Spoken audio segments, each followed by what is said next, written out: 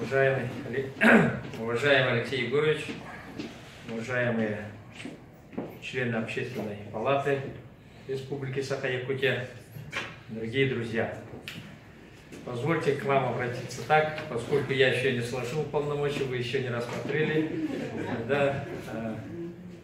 прекращение моих полномочий как члена Общественной палаты Республики. Поэтому я хотел бы сейчас выступить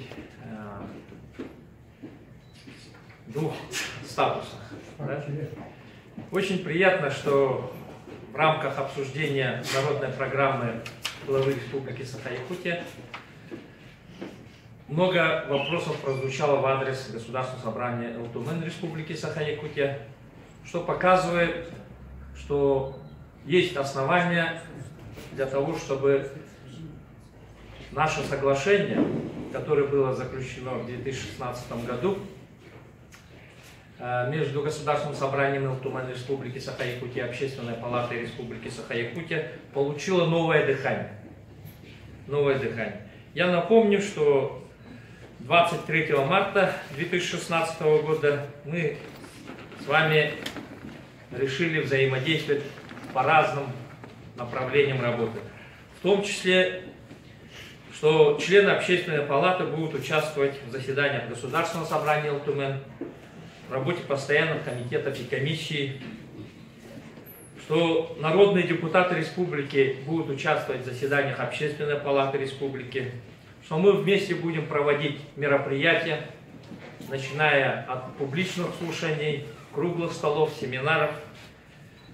Мы договаривались, что будем создавать совместные рабочие группы по разным направлениям нашей деятельности. И более того, мы с вами договорились, что будем, как эксперты, представлять друг другу заключение. Речь в том числе идет об участии Общественной палаты в законотворческом процессе.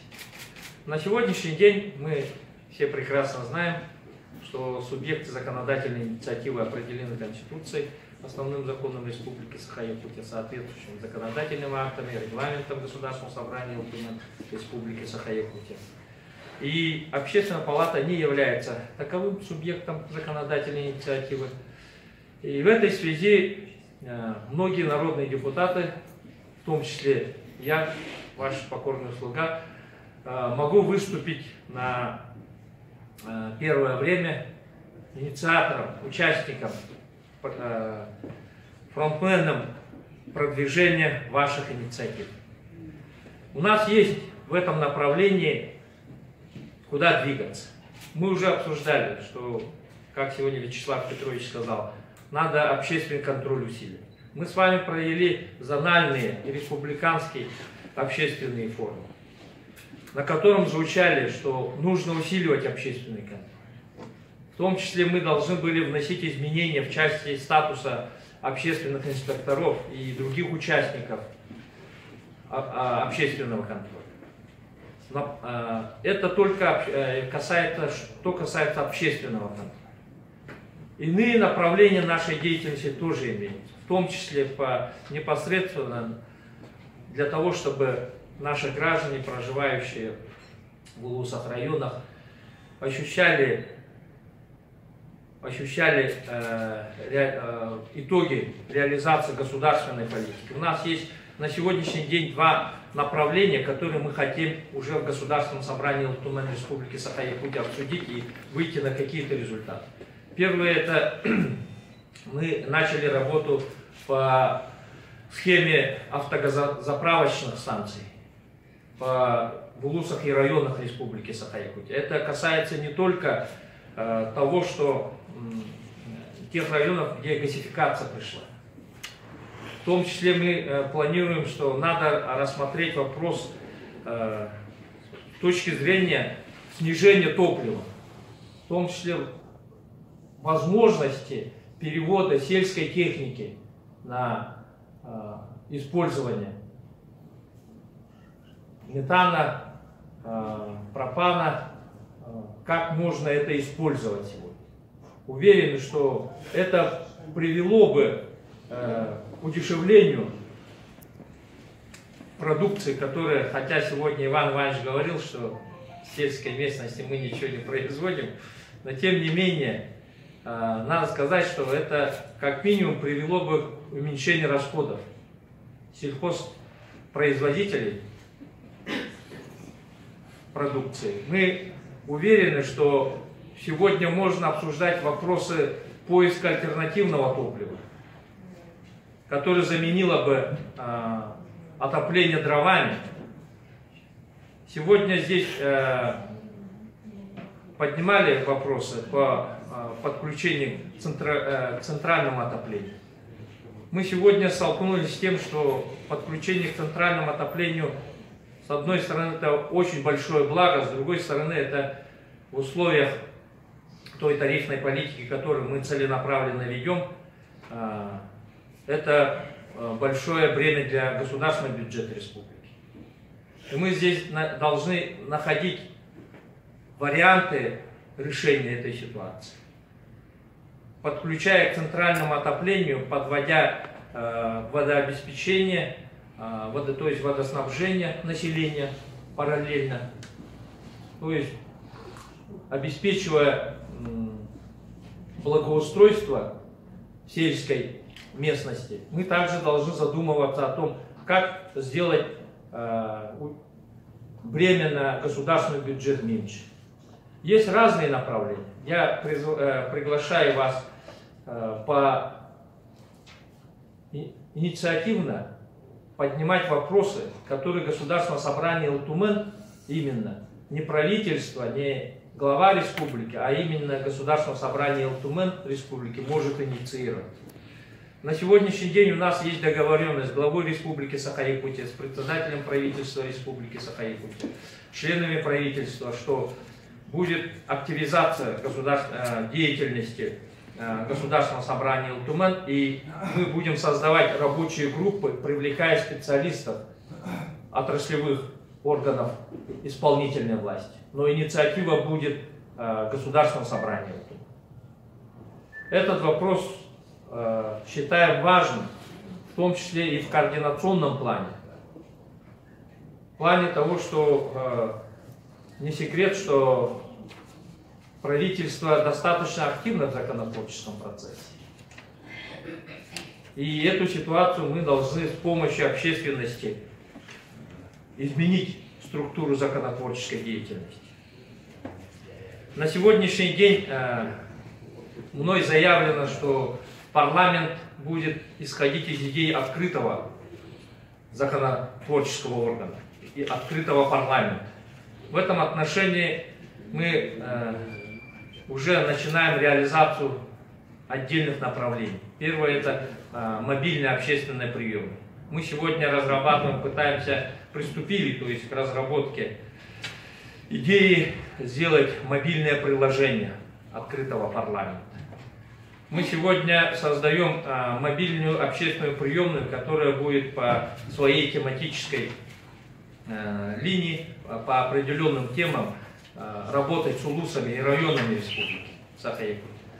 На сайте мы обновили функционал по участию граждан в законотворческом процессе.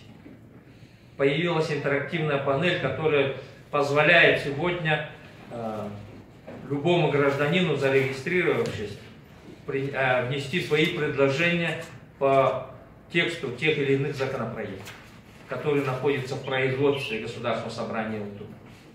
Мы сегодня проводим нулевые чтения. Первые нулевые чтения – это проект государственного бюджета Республики Саха-Якутия на 2019 и плановый период 2020-2021 году. 7 ноября на площадке Сахамедиа будут обсуждаться в онлайн-режиме. Это будет 7 ноября. Приглашаю членов Общественной палаты принять участие в этом мероприятии. Если представить, как это будет, это аналогичный режим, как сегодня мы проводим пленарное заседание Общественной палаты. Эксперты будут обсуждать, сидя за круглым столом Сахамедиа, проект бюджета. Мы думаем, что это будет серия таких обсуждений. Сначала, начав общих параметров, мы перейдем на разделы. 8 ноября мы проводим публичные слушания по проекту государственного бюджета, уже организатором которого будет выступать профильная постоянная комиссия по бюджету Государственного собрания Алтумен Республики. То есть в ноябре и в декабре у нас будет очень много мероприятий, посвященных государственному бюджету Республики Саха-Якутия. Общественность должна в этом принять участие. Члены Общественной палаты Республики Саха-Якутия, как активные общественники, представляющие широкие слои граждан республики, уверен, обязаны в этом принять участие.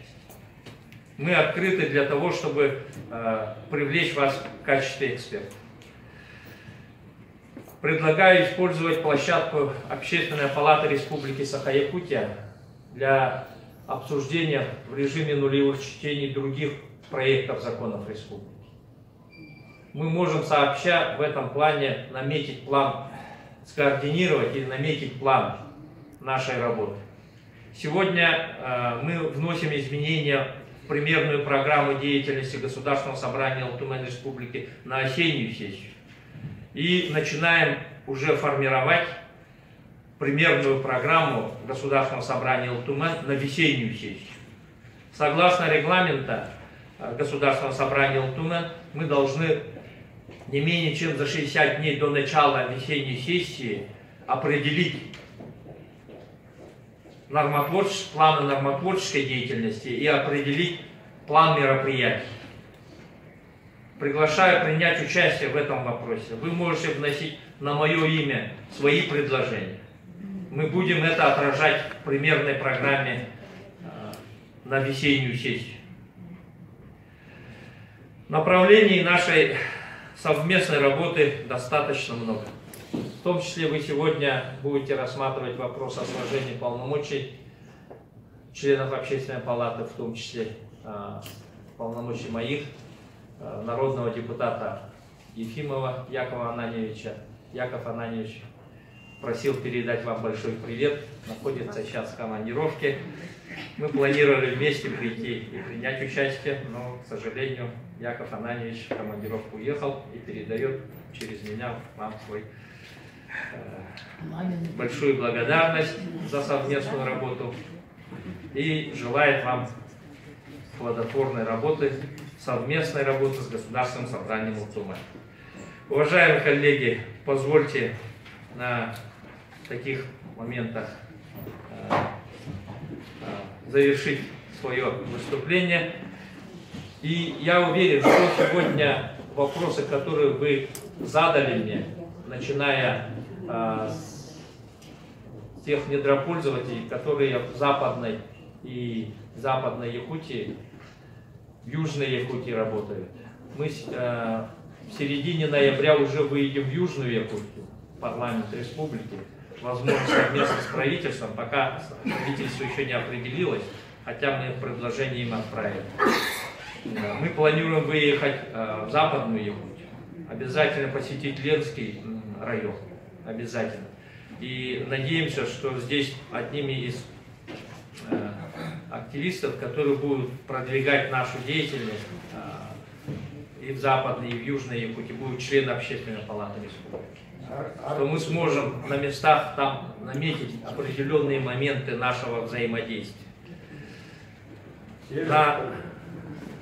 То, что Иван Иванович, вы говорили, я для себя все отметил, для себя зафиксировал. Августа Дмитриевна, что говорила, тоже вопросы эти известны, мы обсуждаем их на сегодняшний день.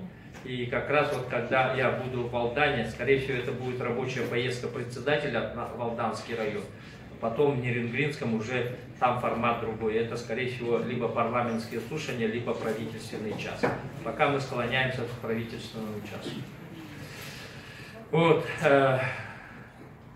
Я надеюсь, что руководство Общественной палаты выйдет на нас с инициативой, и мы будем очень плотно, эффективно, результативно дружить домами. Спасибо вам.